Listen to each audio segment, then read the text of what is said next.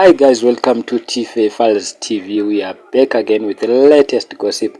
Nyaya dziri kupisa dziri kutenderera pasocial media. Passion Java panganaye by birth achinyomba Baba Harare ari kurwadziwa nekuti Baba Harare vari kurera kumastiti vari kutrenda nyange kuSouth Africa paYouTube nengoma yavo yekuti prove them wrong.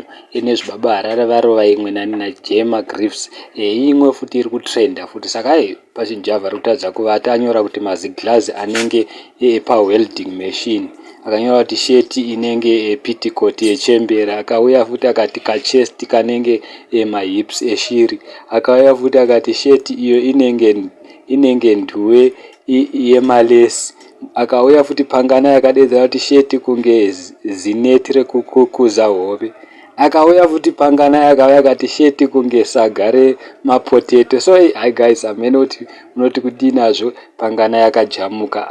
Apa anyomba Baba Harare zvinogwadza zvinonzwisa tsitsi guys. Apa unogona kungonzwa waro wa 53 panapa kana pakadai so, but Baba Harare nyango zvavo vachitukwa vari kuziva kuti mari vari kuisa muhomwe, vari kupoketa because ngoma dzavo dziri kurira pangana saka arwadziwa. Asi vazukuru vambuya Nyanda vadedzera kuti nyange ukamutuka seya umbofokarira sandisa Baba Harare ndisiti father vedu tovada nyange zvakaita sei, nyange vachipfeka zvimazizitye zvaunotaura kuti maziglass chichi tinongovada vakadaro. Iwewe ziva zvokubiridzira vanhu kuchechi uchivabira mari dzavo, iwewe panganaye hapana zvaunogona. Nyange kuimba wakatadza ukadedzana nana DJ Towers mukaimba tsvina ega zvamaimba zvinhu zvevana.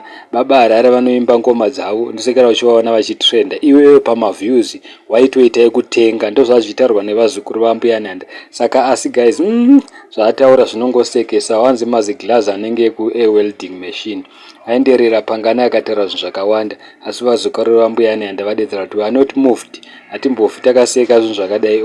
Iwewe uri kutota seuritorwadziwa, siyana nekurwadziwa nezvinhu zvaBaba Harare. Ingwani uri munhu wechechi, ngwani ngoita semunhu wechechi ungofarawo. Iwewe pawaitrenda uchitenga maviews tatisina basa. Thank you so much, don't forget to subscribe.